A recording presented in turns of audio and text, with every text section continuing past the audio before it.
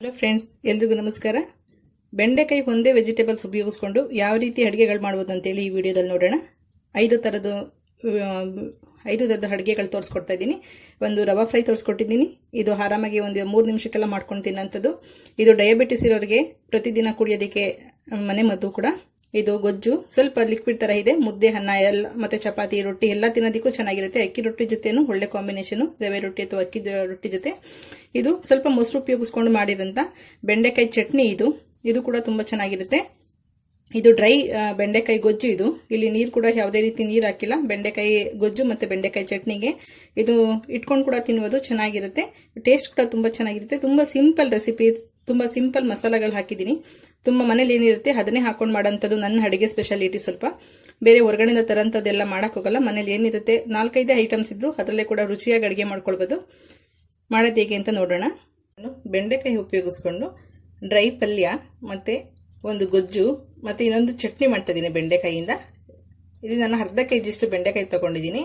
ನಮಗೆ ಬೇಗ ಮಾಡೋದು ಅವಶ್ಯಕತೆ ಇದ್ರೆ ನಾನು ರಾತ್ರಿನೇ ಎಲ್ಲ ತೊಳೆದ್ಬಿಟ್ಟು ಚೆನ್ನಾಗಿ ಒಂದೊಂದನೇ ಇಂಡಿವಿಜುವಲ್ ತಗೊಂಡು ಈ ತರ ಚೆನ್ನಾಗಿ ತೊಳಿಬೇಕು. ಇದಕ್ಕೆ ಔಷಧಿ ಹೊಡೆದು ಚೆನ್ನಾಗಿ ಬೆಳೆಸಿರೋದ್ರಿಂದ ತುಂಬಾ ಗಲೀಜಿರುತ್ತೆ. ಇದರಲ್ಲಿ ಬೆಂಡೆಕಾಯಿ ತೊಳೆದ್ಮೇಲೆ ಹೆಚ್ಚಿದ್ಮೇಲೆ ತೊಳೆಯೋದಕ್ಕಾಗಲ್ಲ.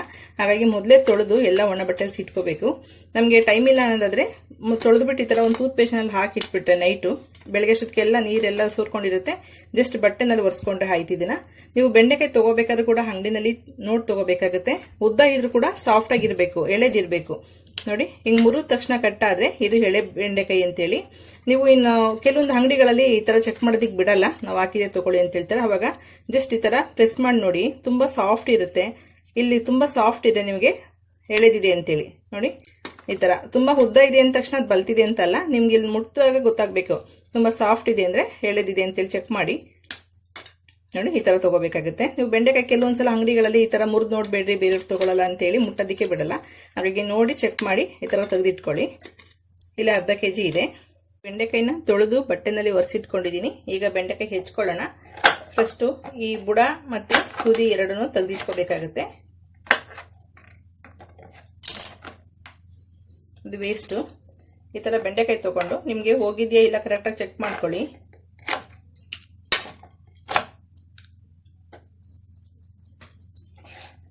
ಈ ತರ ಒಂದ್ 4-5 ಒಂದೊಂದ್ಸಲ ಜೋಡಿಸ್ಕೊಂಡು ನಿಧಾನಕ್ಕೆ ಸಣ್ಣದಾಗಿ ಹೆಚ್ಕೊಂಡು ಬರ್ಬೋದು. ನೀವು ಸಾಂಬಾರ್ ಮಾಡ್ತೀನಿ ಅಂದ್ರೆ ದಪ್ಪ ಹೆಚ್ಚಬೇಕಾಗುತ್ತೆ. ನಾನಿಲ್ಲಿ ಚಪಾತಿಗೆ ಗೊಜ್ಜು ಮತ್ತೆ ಪಲ್ಯ ಮಾಡ್ತಾ ಇದ್ದೀನಿ, ಹಾಗೆ ಚಟ್ನಿ ಕೂಡ ಮಾಡ್ತೀನಿ. ಹಾಗಾಗಿ ಈ ತರ ಸಣ್ಣ ಸಣ್ಣದಾಗಿ ಹೆಚ್ಕೊಂಡ್ರೆ ಎಲ್ಲದಕ್ಕೂ ಒಂದೇ ಸಲ ಪ್ರಿಪೇರ್ ಮಾಡ್ಕೊಳ್ಬೋದು. ನೋಡಿ, ಹೆಚ್ಬೇಕಾದ್ರೆ ಗೊತ್ತಾಗುತ್ತೆ ನಿಮ್ಗೆ ಏನಾದ್ರು ಹುಳ ಇದೆ ಅಂದ್ರೆ. ತಕ್ಷಣ ಈಗ ಒಂದೊಂದನೇ ಹೆಚ್ಚ್ತೀವಿ ಅಂದಾಗ ಅದು ಹಾಗೆ ಆರ್ಡರ್ನಲ್ಲೇ ಕೂತಿರುತ್ತಲ್ಲ, ಆವಾಗ ತೆಗ್ದು ಇಟ್ಕೊಳ್ಬೋದು. ನಾವು ಚೆಕ್ ಮಾಡ್ಬೇಕಾದ್ರೆ ತರಬೇಕಾದ್ರೆ ಗೊತ್ತಾಗುತ್ತೆ. ಈ ತರ ಸ್ಟ್ರೈಟ್ ಇರೋ ತಗೊಂಡ್ ಬಂದ್ರೆ ಎಲ್ಲಾನು ಹೋಲ್ ಆಗಿರೋ ಗೊತ್ತಾಗುತ್ತೆ, ಹುಳ ಆಗಿದೆ ಇಲ್ಲ ಅಂತೇಳಿ. ಆ ತರ ಚೆಕ್ ಮಾಡ್ಕೊಂಡು ನೀಟಾಗಿ ಈ ತರ ಹೆಚ್ಕೊಳ್ಳಿ. ಬೆಂಡೆಕಾಯಿ ರವಾ ಫ್ರೈ ಮಾಡೋಣ ಅಂತ ತೋರಿಸ್ಕೊಡ್ತಾ ಇದ್ದೀನಿ. ಈ ತರ ಉದ್ದುದ್ದ ಹೆಚ್ಕೊಳ್ಳಿ. ಬೆಂಡೆಕಾಯಿ 2 ಭಾಗ ಮಾಡ್ಕೊಂಡ್ರೆ ಸಾಕು. ನಿಮಗೆ ತುಂಬಾ ಉದ್ದ ಬೇಡ ಅಂತಾದ್ರೆ ಇದರಲ್ಲಿ ಅರ್ಥ ಮಾಡ್ಕೊಳ್ಬೋದು. ಈ ತರ ತುಂಬಾ ದೊಡ್ಡದಿದ್ರೆ 3 ಪೀಸ್ ಮಾಡ್ಕೊಳ್ಳಿ. ತುಂಬಾ ಸಣ್ಣದಿದ್ರೆ 2 ಪೀಸ್ ಈ ತರ ಸಾಕಾಗುತ್ತೆ.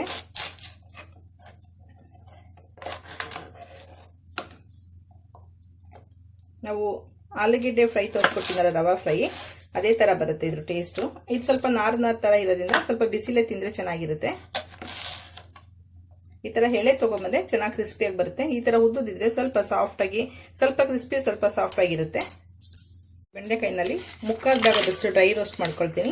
ಪಲ್ಯ ಮತ್ತೆ ಚಟ್ನಿಗೆ, ಡ್ರೈ ಪಲ್ಯ ಮತ್ತೆ ಚಟ್ನಿಗೆ. ಇದು ಲಿಕ್ವಿಡ್ ಪಲ್ಯಗೆ ಸ್ವಲ್ಪ ತೆಗೆದಿಟ್ಕೊಳ್ತೀನಿ. ಇಲ್ಲಿ ಎಣ್ಣೆಗೇನು ಹಾಕಿಲ್ಲ, ಜಸ್ಟ್ ಒಂದು ಪಾತ್ರೆನಲ್ಲಿ ಬೆಂಡೆಕಾಯಿ ಹೋಳುಗಳು ಹಾಕ್ಬಿಟ್ಟು ಜಸ್ಟ್ ಫ್ರೈ ಮಾಡಬೇಕು. ಈ ಅಂಟೆಲ್ಲ ಹೋಗಿ, ಯಾವುದೇ ಎಣ್ಣೆ ಉಪ್ಪು ಏನು ಹಾಕಬಾರ್ದು. ಅಂಟೆಲ್ಲ ಹೋಗುತ್ತೆ, ಮೇಲ್ ಮುಚ್ಚಬಾರ್ದು ಕೂಡ. ಹಾಗೆ ಡ್ರೈ ಫ್ರೈ ಮಾಡ್ಕೋಬೇಕು. ಇದನ್ನ ಸ್ಟವ್ ಮೇಲೆ ಇಟ್ಟಿದ್ದೀನಿ. ಸ್ಟವ್ ಮೇಲೆ ಇಟ್ಕೊಂಡು ಚೆನ್ನಾಗಿ ಈ ತರ ಕೈಯಾಡ್ಕೋಬೇಕಾಗತ್ತೆ. ನಿಮ್ಗೆ ಯಾವಾಗಲೂ ಕೈಯಾಡ್ತಾನೆ ಇರ್ಬೇಕಂತಿಲ್ಲ, ತೇವ ಇರೋದ್ರಿಂದ ನಿಮ್ಗೇನು ಬೇಗ ತಳ ಹಿಡಿಯಲ್ಲ. ಪಾತ್ರೆನೂ ಸ್ವಲ್ಪ ಕಪ್ಪಗಾಗುತ್ತೆ, ಅಲ್ಲಿವರೆಗೂ ಫ್ರೈ ಮಾಡಿದ್ರೆ ನಿಮ್ಗೆ ಈಗ ಯಾವ ರೀತಿ ಹಾಕಿದೀವಿ ಬಿಡಿ ಬಿಡಿಯಾಗಿ, ಅದೇ ತೀರ ಫ್ರೈ ಆದ್ಮೇಲೆ ಕೂಡ ಬಿಡಿ ಬಿಡಿ ಬರುತ್ತೆ. ಸ್ವಲ್ಪ ಕಲರ್ ಸ್ವಲ್ಪ ಕಪ್ಪಾಗುತ್ತೆ, ಗ್ರೀನ್ ಕಲರ್ ಕೂಡ ಸ್ವಲ್ಪ ಚೇಂಜ್ ಆಗುತ್ತೆ. ಅವಾಗ ನಿಮ್ಗೆ ಗೊತ್ತಾಗುತ್ತೆ. ನಾನು ಟೈಮಿಂಗ್ಸ್ ನೋಡ್ಕೊಂಡು ಹೇಳ್ತೀನಿ. ಮೀಡಿಯಂ ಫ್ಲೇಮ್ ನಲ್ಲಿ ಫ್ರೈ ಮಾಡಕ್ಕೆ ಇಟ್ಟಿದ್ದೀನಿ. ಆಗಿದೆ, ನಾನು 4 ನಿಮಿಷ ಮೀಡಿಯಂ ಫ್ಲೇಮ್ ನಲ್ಲಿ ಫ್ರೈ ಮಾಡಿದ್ದೀನಿ. ಇನ್ನು 2 ನಿಮಿಷದಷ್ಟು ಸಿಮ್ ಅಲ್ಲಿ ಇಟ್ಟು ಫ್ರೈ ಮಾಡಿದ್ದೀನಿ. ನೋಡಿ ಎಷ್ಟು ಚೆನ್ನಾಗಿ ಬಿಡಿ ಬಿಡಿ ಬಿಡಿ ಆಗಿದೆ. ಪಾತ್ರೆ ಕೂಡ ಸ್ವಲ್ಪ ಕಪ್ಪಾಗುತ್ತೆ, ಹಾಗಾಗಿ ನಾನ್ ಸ್ಟಿಕ್ ನೋಡ್ಕೊಂಡು ಉಪಯೋಗಿಸಿ. ಇಲ್ಲಿ ಎಣ್ಣೆ ಯಾವುದೇ ರೀತಿ ಉಪ್ಪು ಏನು ಬಳಸಿಲ್ಲ, ಜಸ್ಟ್ ಬರೀ ಬೆಂಡೆಕಾಯಿ ಹೋಳುಗಳು ತೊಳೆದು ಕ್ಲೀನ್ ಮಾಡಿ ಒರೆಸಿ ಹಾಕಿರೋಂಥದ್ದು. ನೀವು ಬೆಂಡೆಕಾಯಿ ಹಾಕ್ಬೇಕಾದ್ರೂ ಕೂಡ ಅರ್ಜೆಂಟ್ ಇದೆ ಅಂತೇಳಿ ಅದರ ಮೇಲ್ಗಡೆ ತೇವ ಎಲ್ಲ ಒರೆಸ್ದೇನೆ ಉಪಯೋಗಿಸ್ಕೋಬಾರ್ದು. ತುಂಬ ಲೋಪ್ಲಿ ಥರ ಹಾಕಿರುತ್ತೆ, ಚೆನ್ನಾಗಿರಲ್ಲ. ಈ ಥರ ಆಗಿದೆ. ಈಗ ಪಲ್ಯ ಮತ್ತು ಚಟ್ನಿಗೆ ಇದನ್ನು ಯೂಸ್ ಮಾಡ್ಕೊಳ್ತೀನಿ. ಬೆಂಡೆಕಾಯಿ ಚಟ್ನಿಗೆ ಬೆಂಡೆಕಾಯಿ ಫ್ರೈ ಮಾಡಿದ್ದೀವಲ್ಲ, ಡ್ರೈ ರೋಸ್ಟು, ಅದನ್ನು ತೊಗೊಂಡಿದ್ದೀನಿ 1 ಕಪ್ ಅಷ್ಟು. ಸ್ವಲ್ಪ ಎಣ್ಣೆ ಬೇಕಾಗುತ್ತೆ ಅದನ್ನು ಫ್ರೈ ಮಾಡೋದಕ್ಕೆ. ಯಾವುದನ್ನ ಈರುಳ್ಳಿ ಮತ್ತು ಹಸಿಮೆಣಸಿನ್ಕಾಯಿನ ಫ್ರೈ ಮಾಡ್ಕೊಂಡು ನಾವು ಹಾಕೊಳ್ಬೇಕಾಗುತ್ತೆ ಚಟ್ನಿ ಮಾಡೋದಕ್ಕೆ. 1-2 ಸ್ಪೂನ್ ಅಷ್ಟು ಮೊಸರು ತೊಗೊಂಡಿದ್ದೀನಿ. ನೀವು ಮೊಸರು ಬದಲು 1 ಟೊಮೊಟೊ ಬೇಕಾದ್ರೆ ಹಾಕೊಳ್ಬೋದು ಅಥವಾ ಹುಣಸೆಹಣ್ಣು ಬೇಕಾದ್ರೆ ಹಾಕೊಳ್ಬೋದು. ಹುಣಸೆಹಣ್ಣು, ಟೊಮೊಟೊ, ಮೊಸರು ಈ ಮೂರಲ್ಲಿ ಒಂದನ್ನಷ್ಟೇ ತೊಗೊಳ್ಳಿ, ತುಂಬ ಹುಳಿ ಆದರೆ ಚೆನ್ನಾಗಿರಲ್ಲ. ನಾನಿಲ್ಲಿ 2 ಹಸಿಮೆಣಸಿನ್ಕಾಯಿ, 1 ಅರ್ಧ ಗೆಡ್ಡೆಯಷ್ಟು ಈರುಳ್ಳಿ ತೊಗೊಂಡಿದ್ದೀನಿ. ಇದನ್ನು ಹಸಿದೇ ಹಾಕಿ ಎಲ್ಲ ಕೂಡ ನೀವು ಹಸಿ ಚಟ್ನಿ ತಿಂತೀವಿ ಅನ್ನೋದಾದ್ರೆ, ಫ್ಲೇವರ್ ಇಷ್ಟ ಆಗುತ್ತೆ ಅನ್ನೋದಾದ್ರೆ, ಆಕ್ಚುಲಿ ಹಸಿ ಇದು ತುಂಬ ಒಳ್ಳೆಯದು, ಒಳ್ಳೆ ಡೈಜೆಷನ್ ಆಗುತ್ತೆ. ಮೊಸರು ಜೊತೆ ಈರುಳ್ಳಿ ಮತ್ತು ಹಸಿಮೆಣಸಿನಕಾಯಿ ಒಳ್ಳೆ ಕಾಂಬಿನೇಷನ್ ಚೆನ್ನಾಗಿರುತ್ತೆ. ಸ್ವಲ್ಪ ಮನೆಯಲ್ಲಿ ಇಷ್ಟಪಡಲ್ಲ ಮಕ್ಕಳು ಅನ್ನೋದಾದ್ರೆ ಸ್ವಲ್ಪ ರೋಸ್ಟ್ ಮಾಡ್ಕೊಳ್ಳಿ. 1-2 ನಿಮಿಷದಷ್ಟು ಎಣ್ಣೆಯಲ್ಲಿ ಹಸಿಮೆಣಸಿನಕಾಯಿ ಈರುಳ್ಳಿನ ಫ್ರೈ ಮಾಡಿಬಿಟ್ಟು ಮಿಕ್ಸಿಗೆ ಹಾಕೋಬೇಕಾಗುತ್ತೆ. ನಾನಿಲ್ಲಿ ಸ್ವಲ್ಪ ಕರಿಬೇವಿನ ಸೊಪ್ಪು, ಕೊತ್ತಂಬರಿ ಸೊಪ್ಪು ಮತ್ತು ರುಚಿಗೆ ತಕ್ಕಷ್ಟು ಉಪ್ಪು ತೊಗೊಂಡಿದ್ದೀನಿ. ಉಪ್ಪು ಕೂಡ ತುಂಬ ಬೇಕಾಗಲ್ಲ, ನೋಡಿ ತೊಗೊಳ್ಳಿ. ಎಣ್ಣೆ ಬಿಟ್ಟಿದ್ದೀನಿ 1 ಸ್ಪೂನ್ ಅಷ್ಟು. ಅದಕ್ಕೆ ಹಸಿಮೆಣಸಿನಕಾಯಿ ಮತ್ತು ಈರುಳ್ಳಿ ಹಾಕೊಂಡು ಜಸ್ಟ್ 1 ನಿಮಿಷದಷ್ಟು ಫ್ರೈ ಮಾಡ್ಕೊಳ್ತೀನಿ. ನೀವು ಟೊಮೊಟೊ ಹಾಕೋದಾದ್ರೆ ಟೊಮೊಟೊ ಕೂಡ ಈ ಎಣ್ಣೆ ಜೊತೆ ಸ್ವಲ್ಪ ಬಾಡಿಸ್ಕೋಬೇಕಾಗುತ್ತೆ. ಹುಣಸೆಹಣ್ಣು ಅಥವಾ ಮೊಸರು ಆದರೆ ನೀವು ಡೈರೆಕ್ಟಾಗಿ ಹಾಕೊಳ್ಬೋದು. 1 ನಿಮಿಷ ಬಾಡಿಸ್ಕೊಂಡ್ರೆ ಸಾಕಿದನ್ನ. ಇದರಿಗೆ ಫ್ರೈ ಮಾಡಿದೀವಲ್ಲ ಈರುಳ್ಳಿ, ಹಸಿಮೆಣಸಿನ್ಕಾಯಿ ಹಾಕೊಂಡಿದ್ದೀನಿ. ಸ್ವಲ್ಪ ಬೆಂಡೆಕಾಯಿ ಕೂಡ ಹಾಕೊಳ್ಳೋಣ. ಹಾಕೊಂಡು ಕರಿಬೇವಿನ ಸೊಪ್ಪು, ಉಪ್ಪು ಮಾತ್ರ ಹಾಕೊಳ್ತೀನಿ. ಕೊತ್ತಂಬರಿ ಸೊಪ್ಪು ಮತ್ತು ಮೊಸರನ್ನ ಲಾಸ್ಟಲ್ಲಿ ಆ್ಯಡ್ ಮಾಡ್ಕೊಳ್ಳೋಣ.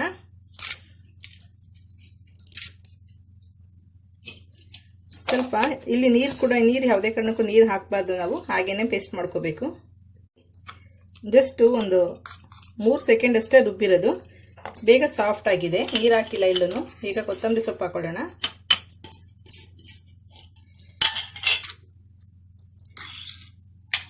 ನಿಮಗೆ ಮೊಸರು ಸ್ವಲ್ಪ ಬೇಕಂದ್ರೆ ಹಾಕೊಳ್ಳಿ, ಇಲ್ಲಾಂದ್ರೆ ನಿಂಬೆಹಣ್ಣು ಕೂಡ ಇಟ್ಕೊಳ್ಬೋದು ಲಾಸ್ಟಲ್ಲಿ ಬೇಕಂದ್ರೆ.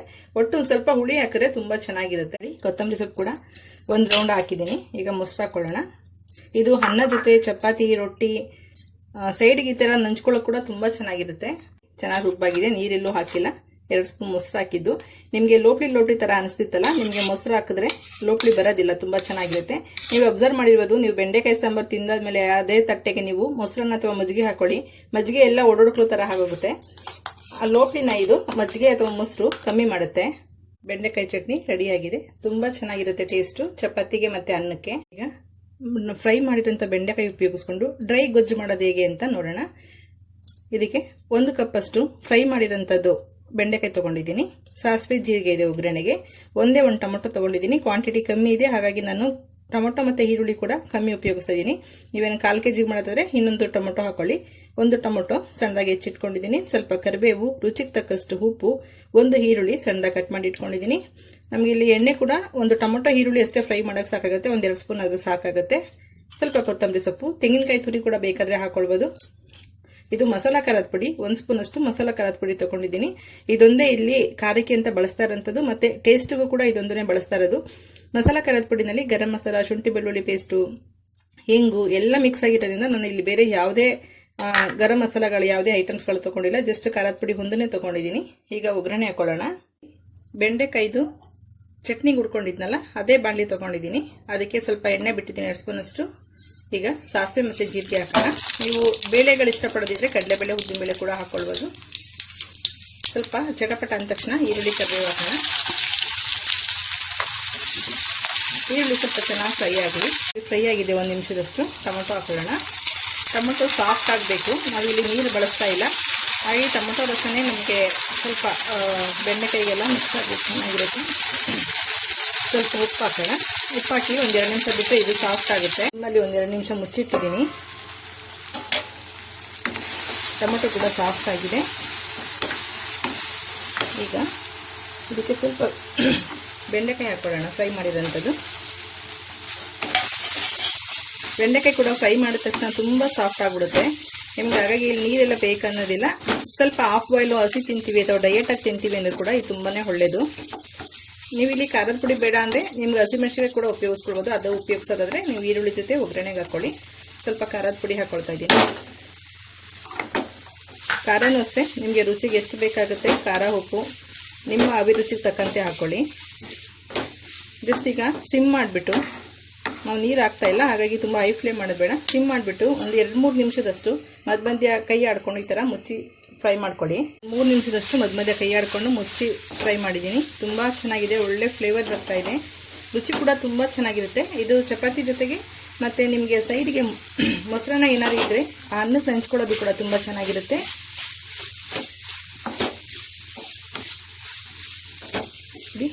ಲಿಕ್ವಿಡ್ ಥರನೇ ಅನಿಸುತ್ತೆ. ಟೊಮೊಟೊ ಸ್ವಲ್ಪ ಜಾಸ್ತಿ ಹಾಕೊಂಡ್ರು ಕೂಡ ನಿಮಗೆ ಲಿಕ್ವಿಡ್ ತುಂಬ ಚೆನ್ನಾಗಿ ಬರುತ್ತೆ. ರೆಡಿಯಾಗಿದೆ, ಈಗ ಆಫ್ ಮಾಡೋಣ. ಬೆಂಡೆಕಾಯಿ ಗೊಜ್ಜು ಮಾಡ್ತಾ ಇದ್ದೀನಿ. ಇದು ಮುದ್ದೆ, ಅನ್ನ ಅಥವಾ ಚಪಾತಿ, ದೋಸೆ, ಅಕ್ಕಿ ರೊಟ್ಟಿ ಯಾವ್ರ ಜೊತೆನ ತಿನ್ಬೋದು. ಸ್ವಲ್ಪ ಲಿಕ್ವಿಡ್ ಥರ ಇರುತ್ತೆ.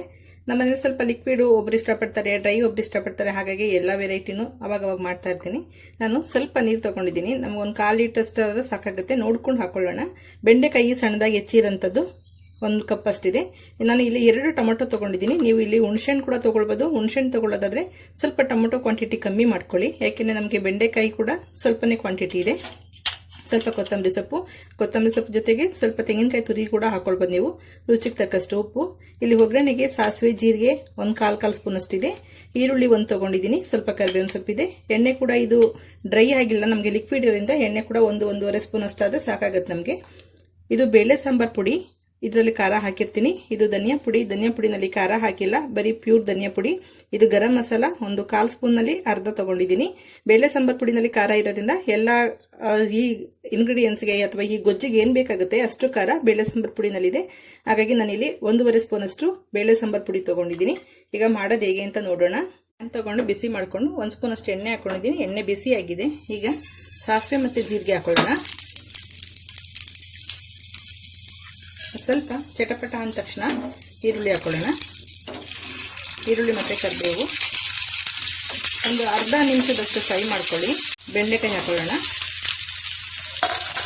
ಬೆಂಡೆಕಾಯಿನೂ ಕೂಡ 1 ನಿಮಿಷದಷ್ಟು ಫ್ರೈ ಮಾಡೋಣ ಎಣ್ಣೆಯಲ್ಲಿ. 1-1.5 ನಿಮಿಷದಷ್ಟು ಫ್ರೈ ಮಾಡಿದ್ದೀನಿ ಬೆಂಡೆಕಾಯಿ. ಈಗ ಟೊಮೊಟೊ ಹಾಕೊಳ್ಳೋಣ. ಟೊಮೊಟೊ ಹಾಕ್ಕೊಂಡು ಸ್ವಲ್ಪ ಉಪ್ಪು ಹಾಕ್ಬಿಟ್ಟು ಮುಚ್ಚಿಡೋಣ, ಸ್ವಲ್ಪ ಸಾಫ್ಟಾಗಿ ಬೇಯುತ್ತೆ.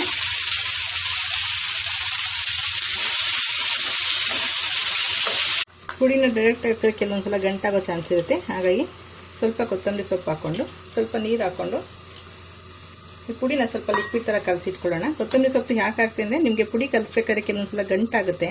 ಆಗ ನೀವು ಇದು ಯಾವುದನ್ನ ಪುಡಿ ಅಥವಾ ಕಡಲೆ ಹಿಟ್ಟು ಬೋಂಡಕ್ಕೆ ಏನೋ ಕಲಿಸ್ಬೇಕಂದಾಗ ಸ್ವಲ್ಪ ಅಜ್ವಾನ, ಜೀರಿಗೆ ಅಥವಾ ಏನಾದರೂ ಸಿಗ್ಬೇಕು ಮಧ್ಯದಲ್ಲಿ, ಕೊತ್ತಂಬರಿ ಸೊಪ್ಪು ಈ ಥರ ಏನಾರು ಹಾಕ್ಬಿಟ್ಟು ನೀವು ಕಲಿಸಿದಾಗ ಯಾವುದೇ ಹಿಟ್ಟು ಕಲಿಸಿದ್ರು ಕೂಡ ನಿಮಗೆ ಗಂಟಾಗೋದಿಲ್ಲ.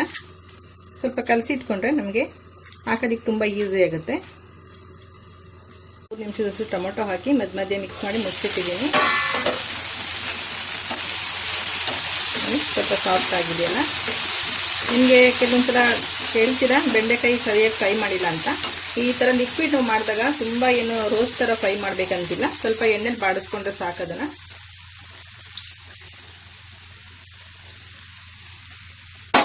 ಸ್ವಲ್ಪ ನೀರು ಹಾಕಿರೋದ್ರಿಂದ ಬೆಂಡೆಕಾಯಿ ಸ್ವಲ್ಪ ಸಾಫ್ಟಾಗಿ ಬೇಯ್ಕೊಳ್ಳಿ. ನಾನು 1/4 ಲೀಟ್ರ್ ನೀರು ಪೂರ್ತಿ ತೊಗೊಳ್ತಾ ಇದ್ದೀನಿ, ಯಾಕೆಂದರೆ ನಾವು ಸಾಂಬಾರು ಪುಡಿ ಹಾಕಿರೋದ್ರಿಂದ ಸಾಂಬಾರು ಪುಡಿ ಬೇಳೆ ಸಾರಿನ ಪುಡಿ ಬೇಗ ಗಟ್ಟಿ ಬರುತ್ತೆ. ಧನಿಯಾ ಪುಡಿ ಕೂಡ ಇದರಲ್ಲಿ ಮಿಕ್ಸ್ ಮಾಡ್ಕೊಂಡಿದ್ದೀನಿ. ಈಗ ಚೆನ್ನಾಗಿ ಕುದೀಲಿ. ಇದು ಕುದ್ದು ನಮಗೆ ಬೆಂಡೆಕಾಯಿ ಪೂರ್ತಿ ಬೇಯಬೇಕು, ಅಲ್ಲಿವರೆಗೂ ಸಾಂಬಾರು ಕುದಿಬೇಕಾಗುತ್ತೆ. ಬೆಂಡೆಕಾಯಿ ಗೊಜ್ಜು ರೆಡಿ ಆಗಿದೆ. ನಾವು 1/4 ಲೀಟ್ರ್ ನೀರು ಹಾಕಿದ್ದು ಎಲ್ಲ ಫುಲ್ ಡ್ರೈ ಆಗಿದೆ. ಬೆಂಡೆಕಾಯಿ ಕೂಡ ತುಂಬ ಚೆನ್ನಾಗಿ ಸಾಫ್ಟಾಗಿ ಬೆಂದಿದೆ. ಈಗ ಕೊತ್ತಂಬರಿ ಸೊಪ್ಪು, ನೀವು ಕಾಯಿ ತುರಿ ಹಾಕೋದಿದ್ರೆ ಕಾಯಿ ತುರಿ ಕೂಡ ಇವಾಗ ಹಾಕ್ಕೊಳ್ಬೋದು.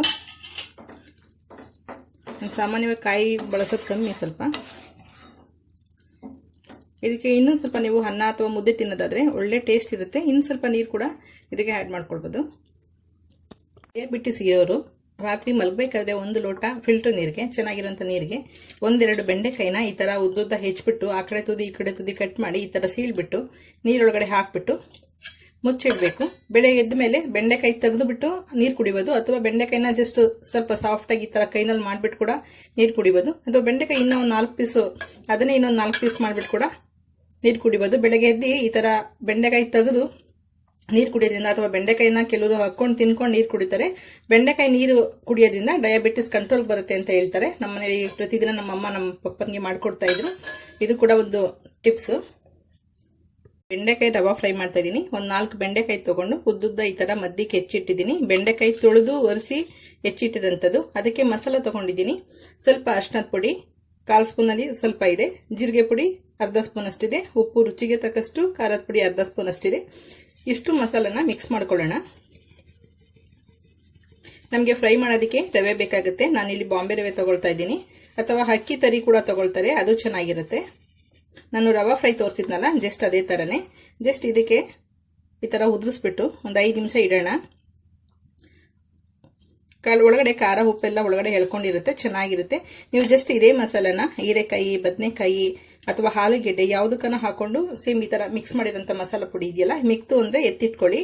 ನೀವು ಯಾವುದೇ ಒಂದು ತರಕಾರಿಗೆ ಹಾಕೊಂಡು ಜಸ್ಟ್ ಹಾಫ್ ಬಾಯ್ಲ್ ತರ ಆಗುತ್ತೆ. ಇದು ಸ್ವಲ್ಪ ಕ್ರಂಚಿ ತರ ಇರುತ್ತೆ. ಬೆಂಡೆಕಾಯ್ದು ಸ್ವಲ್ಪ ನಾರ್ ತರ ಇರುತ್ತೆ, ತುಂಬಾ ಚೆನ್ನಾಗಿರುತ್ತೆ ತಿನ್ನೋದಿಕ್ಕೆ. ಬೆಂಡೆಕಾಯಿ ಹಸಿ ತಿಂದ್ರು ಕೂಡ ತುಂಬಾ ಒಳ್ಳೇದು. ಹಸಿದು ಲೋಪ್ಲಿ ಇರುತ್ತೆ, ತಿನ್ನೋದಿಕ್ಕಾಗಲ್ಲ ಅಂದಾಗ ಈ ತರ ಹಾಫ್ ಬಾಯ್ಲ್ ಮಾಡ್ಕೊಂಡು ತಿನ್ಬೋದು. ಹಾಕಿಟ್ಟಿದ್ನಲ್ಲ, ಸ್ವಲ್ಪ ಏನು ನಿಮ್ ತೇವಾಂಶ ಇಲ್ಲ ಅನ್ನೋದ್ರೆ ಜಸ್ಟ್ ಒಂದು ಅರ್ಧ ಸ್ಪೂನ್ ಅಷ್ಟು ನೀರು ತಗೊಂಡು ಕೈನಲ್ಲಿ ತಗೊಂಡು ಜಸ್ಟ್ ಹಿಂಗೆ ಸ್ಪ್ರಿಂಕಲ್ ಮಾಡಬೇಕು. ರವೆನೆಲ್ಲ ಬೈಂಡಿಂಗ್ ತಗೊಳಕ್ ತುಂಬಾ ಈಸಿ ಆಗುತ್ತೆ. ಅದಕ್ಕೆ ನಾವು ಈಗ ರವೆ ತಗೊಂಡಿದ್ದೀನಿ, ಬಾಂಬೆ ರವೆ. ಆದಷ್ಟು ನಾನು ಬಾಂಬೆ ರವೆ ರೋಸ್ಟೆಡ್ ಮಾಡಿ ಇಟ್ಕೊಳ್ಳೋದು, ಅದನ್ನೇ ತಗೊಂಡಿದ್ದೀನಿ. ಸ್ವಲ್ಪ ಮಸಾಲ ಪುಡಿ ಮಿಕ್ಸ್ ಮಾಡೋಣ ಅದಕ್ಕೆ. ಇಲ್ಲಾಂದ್ರೆ ರವೆ ಕೂಡ ಖಾರ ಉಪ್ಪು ಏನೇ ಇಲ್ಲ ಸಪ್ಪೆ ಅನಿಸ್ತಿರುತ್ತೆ. ಈಗ ಮಿಕ್ಸ್ ಮಾಡಿ ಇಟ್ಕೊಳ್ಳೋಣ. ನಾನು ಕವರ್ನಲ್ಲಿ ಹಾಕಿರೋ ಉದ್ದೇಶ ಏನಂದ್ರೆ ನಮಗೆ ರವೆ ಆ ಕಡೆ ಸ್ಪ್ರೆಡ್ ಆದ್ರೆ ಪ್ಲೇಟಲ್ಲಿ ಈ ತರ ತೆಗಿಬೇಕಾಗುತ್ತೆ. ಕವರ್ನಲ್ಲಾದ್ರೆ ಈ ತರ ಮಿಕ್ಸ್ ಮಾಡ್ಕೊಳ್ಬಹುದು, ಈಸಿ ಆಗುತ್ತೆ. ನೀವು ಈ ರವಾ ಮಿಕ್ಸ್ ಮಾಡಿರೋದು ಏನಾದ್ರು ಮಿಕ್ಕಿದ್ರೆ ಮತ್ತೆ ನೀವು ಆಲೂಗೆಡ್ಡೆ ಏನಾದ್ರು ಫ್ರೈ ಮಾಡ್ತಾ ಕೂಡ ಅದನ್ನು ಉಪಯೋಗಿಸಿ. ದೋಸೆ ಮಾಡಿರೋ ಚಪಾತಿ ಮಾಡಿರೋ ಹೆಂಚು ತಗೊಂಡಿದ್ದೀನಿ. ಚಪಾತಿ ಈಗ ತಿನ್ನೋದಕ್ಕೆ ಅಂತ ಮಾಡ್ಕೊಂಡಿದ್ದೀವಿ. ಅದು ಹೆಂಚು ಬಿಸಿ ಇದ್ದಂಗೆನೇ ಹಾಕೊಳ್ಬೋದು. ಇದನ್ನ ಕಬ್ಬಿಣದ ಹೆಂಚು ಉಪಯೋಗಿಸ್ಕೊಂಡಿದ್ದೀನಿ ನಾನಿಲ್ಲಿ. ಜಸ್ಟ್ ಈ ತರ ಒಂದು ಪೀಸ್ ತಗೊಂಡು ರವನಲ್ಲಿ ಫ್ರೈ ಮಾಡಿ ಎಣ್ಣೆ ಹಾಕಿದ್ದೀನಿ, ಒಂದು ಅರ್ಧ ಸ್ಪೂನ್ ಅಷ್ಟು ಹೆಂಚು ಮೇಲೆ. ಈ ತರ ಪೀಸ್ ತಗೊಳ್ಳಿ, ರವನಲ್ಲಿ ಈ ತರ ಡಿಪ್ ಮಾಡಿ ಅದೆಷ್ಟು ಹೇಳ್ಕೊಳ್ಳುತ್ತೆ ಅಷ್ಟು ಹೇಳ್ಕೊಳ್ಳಿ. ಅದನ್ನ ಈ ತರ ಇಡ್ತಾ ಬರ್ತೀವಿ.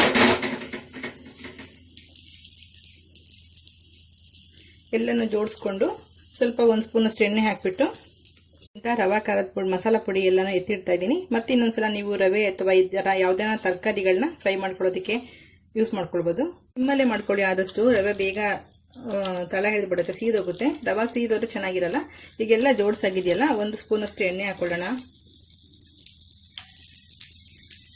ಮಧ್ಯದಲ್ಲಿ ಸುತ್ತ ಎಲ್ಲ ಹಾಕ್ಬಿಟ್ಟು ಜಸ್ಟ್ ಮುಚ್ಚಿಬಿಟ್ಟು ಸಿಮ್ನಲ್ಲೇ ಇದೆ. ಇದು 1-2 ನಿಮಿಷ ಫ್ರೈ ಮಾಡ್ಕೊಳ್ಳಿ. 1 ನಿಮಿಷದಷ್ಟು ಅಷ್ಟೇ ಆಗಿದೆ. ಇದು ನಾನು ತಿರುವಾಗ್ತಾ ಇದ್ದೀನಿ, ಇನ್ನೊಂದು ಸೈಡು ಬೇಯಬೇಕಲ್ಲ. ಮೊದಲು ಇಡಬೇಕಾದ್ರೆ ನಾವು ಆ ಸ್ಕಿನ್ ಇದೆಯಲ್ಲ ಅದನ್ನ ಕೆಳಗಡೆ ಮಾಡಿ ಇಡಬೇಡಿ. ನಾವು ಕುಯ್ದಾಗ ಏನು ಹೋಳು ಬರುತ್ತಲ್ಲ ಮಧ್ಯದ ಹೋಳು, ಆ ಮಧ್ಯದ ಹೋಳನ್ನ ಕೆಳಗಡೆ ಮಾಡಿಡಿ. ಇದು ತುಂಬಾ ನಿಮಗೆ ಬೇಯಬೇಕು ಅಂತೇಳಿ ತುಂಬಾ ಕ್ರಿಸ್ಪಿ ಮಾಡಬೇಡಿ. ಇದು ನಾರಿನಂಶ ಜಾಸ್ತಿ ಇರೋದ್ರಿಂದ ನಿಮಗೆ ಹಾಫ್ ಬಾಯ್ಲ್ ಅಷ್ಟೇ ಆಗುತ್ತೆ. ಇದು ತುಂಬಾ ಚೆನ್ನಾಗಿರುತ್ತೆ. ಈಗ ಮತ್ತೆ ಇನ್ನೊಂದು ಸ್ಪೂನ್ ಅಷ್ಟು ಎಣ್ಣೆ ಹಾಕೊಳ್ಳಿ. ಎಣ್ಣೆ ಬೇಕಾದ್ರೆ ಕಮ್ಮಿನೇ ಹಾಕೊಳ್ಳಿ ನೀವು. ಮತ್ತೆ ಮುಚ್ಚಿಬಿಟ್ಟು ಇನ್ನ 1 ನಿಮಿಷದಷ್ಟು ಫ್ರೈ ಮಾಡ್ಕೊಳ್ಳಿ. ಸ್ಟವ್ ಮಾತ್ರ ಸಿಮ್ನಲ್ಲೇ ಇರಲಿ. 3 ನಿಮಿಷದಲ್ಲೆಲ್ಲ ಫ್ರೈ ರೆಡಿ ಆಗಿದೆ. ಬೆಂಡೆಕಾಯಿ ರವಾ ಫ್ರೈ ನೋಡಿ ಹಿಂಗೆ ಸಾಫ್ಟ್ ಆಗ್ತವೆ ಬೆಂದ್ರೆ, ನಿಮಗೆ ಅದು ಕೂಡ ಗೊತ್ತಾಗುತ್ತೆ. ಆಲೂಗೆಡ್ಡೆ ತರ ನಾವೇನು ಚೆಕ್ ಮಾಡ್ಬೇಕಂತಿಲ್ಲ. 1-2-3 ನಿಮಿಷ ಸಿಮ್ಮಲ್ಲಿ ಮಾಡ್ಕೊಂಡು ಸಾಕು, ಸಾಫ್ಟ್ ಆಗಿ ಬೇಯುತ್ತೆ. ತುಂಬಾ ಚೆನ್ನಾಗಿರುತ್ತೆ, ಒಂಥರ ಟೇಸ್ಟ್ ಡಿಫ್ರೆಂಟ್ ಆಗಿರುತ್ತೆ. ಲೋಪ್ಲಿ ಅನ್ಸಲ್ಲ, ತುಂಬಾ ಚೆನ್ನಾಗಿರುತ್ತೆ. ನಾರಿನಂಶ ಜಾಸ್ತಿ ಇರೋದ್ರಿಂದ ಮಕ್ಕಳು ತಿನ್ನಲ್ಲ ಅಂದಾಗ ಯಾವ್ದಾನ ಒಂದು ವಿಧದಲ್ಲಿ ಮಾಡ್ಕೊಡ್ಬೋದು ನೀವು. ಈಗ ಸ್ಟವ್ ಆಫ್ ಮಾಡ್ತಾ ಇದ್ದೀನಿ. ಅಲ್ಲ ಫ್ರೆಂಡ್ಸ್, ಅರ್ಧ ಕೆಜಿ ಬೆಂಡೆಕಾಯಿಂದ ಎಷ್ಟೆಲ್ಲ ವಿಧದಲ್ಲಿ ನಾವು ಒಂದೇ ಒಂದು ಬೆಂಡೆಕಾಯಿ ಉಪಯೋಗಿಸ್ಕೊಂಡು ಅಡುಗೆ ಮಾಡ್ಕೊಳ್ಬೋದಂತ. ತುಂಬಾ ಸಿಂಪಲ್. ಇಲ್ಲಿ ಬೇಗ ಹೊರಗಡೆಯಿಂದ ತರಂತ ಐಟಮ್ಸ್ಗಳು ಕೂಡ ಏನೂ ಇಲ್ಲ. ಮನೇಲಿ ಏನಿರುತ್ತೆ ಅದರಲ್ಲೇ ಮಾಡ್ಕೊಳ್ಬೋದು, ರುಚಿಯಾಗಿ ಮಾಡ್ಕೊಳ್ಬೋದು. ಮಕ್ಕಳು ತಿನ್ನಲ್ಲ ಅನ್ನೋದಾದ್ರೆ ಪಲ್ಯ ಮಾಡ್ಕೊಡಿ, ಗೊಜ್ಜು ತಿನ್ನಲ್ಲ ಅನ್ನೋದಾದ್ರೆ ಚಟ್ನಿ ಮಾಡ್ಕೊಡಿ, ಈ ತರ ಫ್ರೈ ಮಾಡ್ಕೊಡಿ. ಡಯಾಬಿಟಿಸ್ ಇರೋರಿಗೆ ಪ್ರತಿದಿನ ಈ ತರ 1-2 ಬೆಂಡೆಕಾಯಿನ ನೀರಿನಲ್ಲಿ ಹಾಕ್ಬಿಟ್ಟು ಪ್ರತಿದಿನ ಬೆಳಗ್ಗೆ ಅರ್ಲಿ ಮಾರ್ನಿಂಗ್ ಏನು ಕುಡಿಯೋಕ್ಕಿಂತ ಮುಂಚೆ ಆ ನೀರು ಕುಡಿಯೋದಿಕ್ಕೆ ಕೊಡಿ. ಅದು ಕೂಡ ಮನೆ ಮದ್ದು ಡಯಾಬಿಟಿಸ್ ಇರೋರಿಗೆ. ಓಕೆ ಫ್ರೆಂಡ್ಸ್, ಚಪಾತಿ ಜೊತೆ ತಿನ್ನೋದಕ್ಕೆ ಪಲ್ಯ 2 ಥರದ್ದು, ಒಂದು ಡ್ರೈ ಪಲ್ಯ, ಒಂದು ಗೊಜ್ಜು, ಒಂದು ಚಟ್ನಿ ರೆಡಿ ಆಗಿದೆ. ನೀವು ಮನೇಲಿ ಒಂದ್ಸಲ ಟ್ರೈ ಮಾಡಿ ನೋಡಿ, ತುಂಬಾ ರುಚಿಯಾಗಿರುತ್ತೆ. ಒಂದು 1/4 ಕೆಜಿ ಬೆಂಡೆಕಾಯಿ ತೊಗೊಂಡು ಬಂದು 4 ಬೆಂಡೆಕಾಯಿನಲ್ಲೇ ಟ್ರೈ ಮಾಡಿ ನೋಡಿ. ನಿಮ್ಮ ಅಭಿಪ್ರಾಯ ಅನಿಸಿಕೆಗಳು ಚೆನ್ನಾಗಿದ್ರೆ, ನಿಮ್ಮ ಅಡುಗೆಗಳು ಚೆನ್ನಾಗಿದ್ರೆ, ನಿಮ್ಮ ಅಭಿಪ್ರಾಯ ಅನಿಸಿಕೆಗಳು ಏನಿದ್ರು ನನಗೆ ಕಾಮೆಂಟ್ ಬಾಕ್ಸ್ ಮೂಲಕ ತಿಳಿಸಿ. ನೀವು ಕೊಡುವಂಥ ಒಂದು ಒಳ್ಳೆ ಕಾಮೆಂಟು ನಮಗೆ ಇನ್ನೊಂದಷ್ಟು ಅಡುಗೆಗಳು, ಹೊಸ ರೆಸಿಪಿಗಳು ಮಾಡೋದಕ್ಕೆ ಪ್ರೋತ್ಸಾಹ ಕೊಡುತ್ತೆ. ಓಕೆ, ಎಲ್ಲರಿಗೂ ಒಳ್ಳೇದಾಗಲಿ. Okay, bye, thank you.